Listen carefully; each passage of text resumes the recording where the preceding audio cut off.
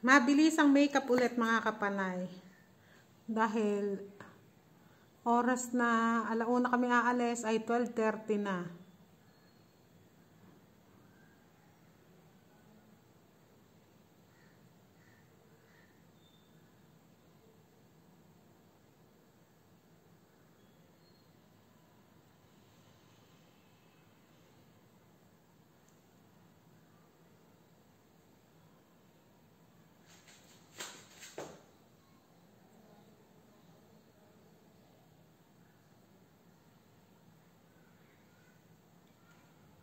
Parang pangit ah.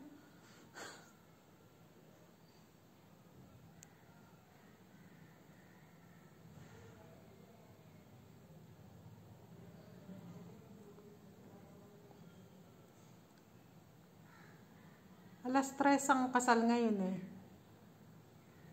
Alauna kami aalis dahil sa village pa yung kasal. Malayo pa ibabiyahihin namin. Pantay ba? Hindi yata pantay.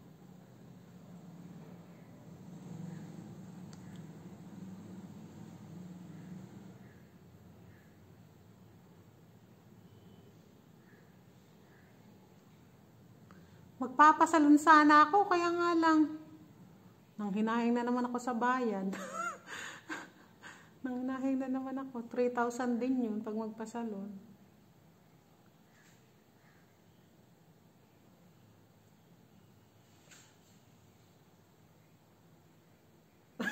Pag hindi pantay, yun na lang kilay ang mag-adjust. Yung kilay talaga mag-a-adjust. Eh, tignan nyo, binili ko eyeliner. Kung napanood yung video ko, eh, putol na. Oh, shadow. Galing talaga ni Mariam Sumira. Nadampot na naman ni Mariam, eh. Ano ba ito?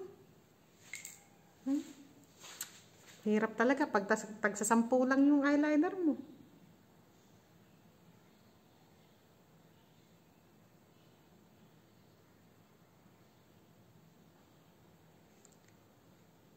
Parang wag na yata. Parang ang pang-antsa kaya.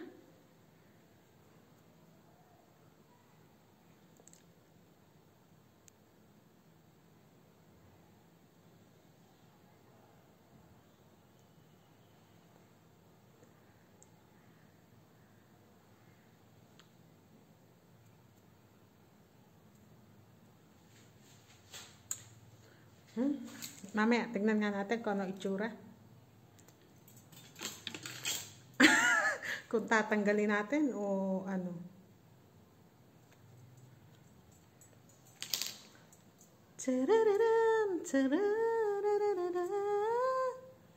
Itong pupuntahan naming kasalan, mga kapanay, pinsan ni Adil to. Itong pinsan niya na to, hindi, matagal na taon nang hindi nakakausap ni Adil to. Siguro mga ano na. Ano ba? Mukha ka bang ano dyan? Siguro mga 15 years. Ganyan na talaga katagal. As in, ayan, naputols. Eh, paano na to? Mga 15 years. Kasi nga, wag na tayo ikwento pala kung ano ang dahilan. Basta yun nga, yung meron silang pamilyang di pagkakaunawaan. Kaya ganun katagal ni Adil hindi kinausap tong pamilya na to. Nung nakaraang linggo, pumunta rito yung babae, yung nanay nila. At humingi nga ng kapatawaran, ganyan. Tapos ayun, sabi nga ng pamilya niya ay wala na yun. Napatawad na nila, ganyan. Ay baka naman kaya magmukha akong ewan nito pala. Oh, di ba? Hindi magkamukha.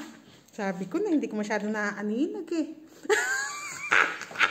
Ay, ganyan pala itsura. Sus, Ginoo, mali ako ng tayo kanina pa. Ayun nga, ay okay na, sabi ng kanyang tatay, at kalimutan na nga daw yun. Sus, Ginoo.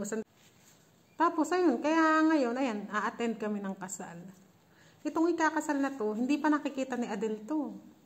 Kasi simulan hindi niya kinikibo, pati mga anak, hindi niya alam pangalan. As in, hindi niya alam yung kung ano, kung may ano nalagay nila. Pati nga pangalan, hindi nga alam ni Adele.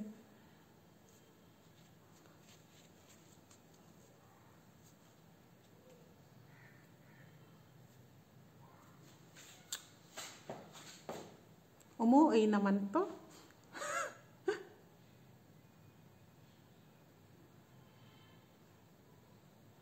Ayan, ganyan lang. OA naman tong kabila na to kasi.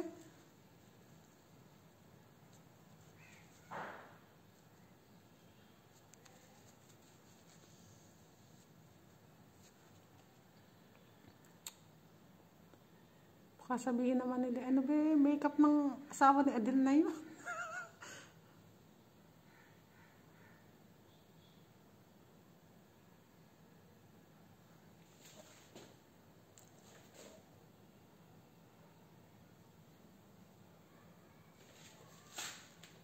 Yan, okay na yan. Nagmamadali pa to, pero parang ang pangit yata. Tapos itong lip tint. Nakikita ko sila sila maglagay ng lip tint, naglalagay dito, tapos ididip-dip ano. Kasi ako dati, pagka naglalagay direkta sa pisngay, kaya nagmumukha akong ano, yung para siyang babakat-bakat, dapat pala ilalagay muna dito, tapos kukuha lang ng konti, ano, tapos yun ang ikakalat mo. Gusto ko ganyan, yung buong mukha halos may lip tint, yung para kang mansanas na bulok, ganun ang itsura. Ganun ang gusto ko itsura, yung para kang mansanas na bulok. Kasi yung mga video ko nung nakaraan, diba, yung lip tint ko ay para talagang, para kung, ano, diba, bahid-bahid. Tapos nakita ko, ganun pala pag-lip tint na ano, maayos-ayos. Dapat pala, ilalagay muna sa ganito, tapos saka mo siya i-blend. Pasensya naman, di ko naman agad nalaman na ganun pala.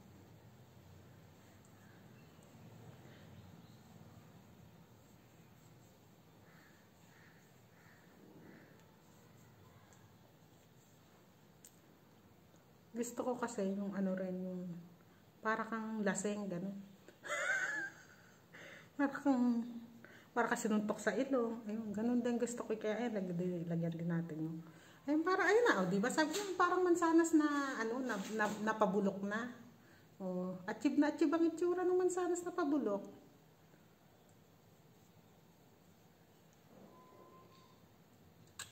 Parang gusto kong tanggalin eyeliner. Itim na lang yata ilagay ko. Parang hindi sa akin bagay.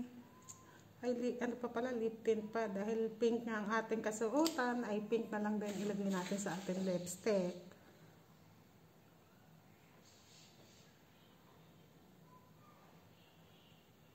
Tapos nakita ko rin, ganito rin sila mag-lip tint.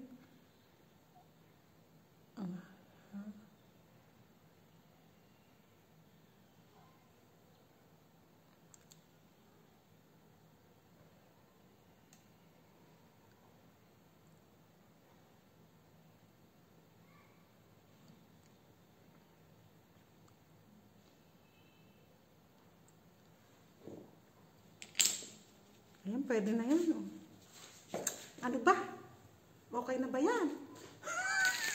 Para yatang ano yan? Hindi yata bagay yung sa mata. Okay na yan, ano mga kapanay? Ganyan na lang ano.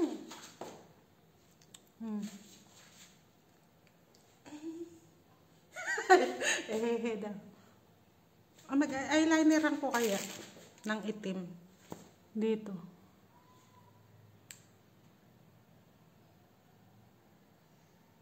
Ayaw kumulay, hayaan na daw. Pagka ganyan ayaw kumulay, hayaan na, ibig sabihin niya. O yan mga kapanay, ganyan na lang, okay na yan.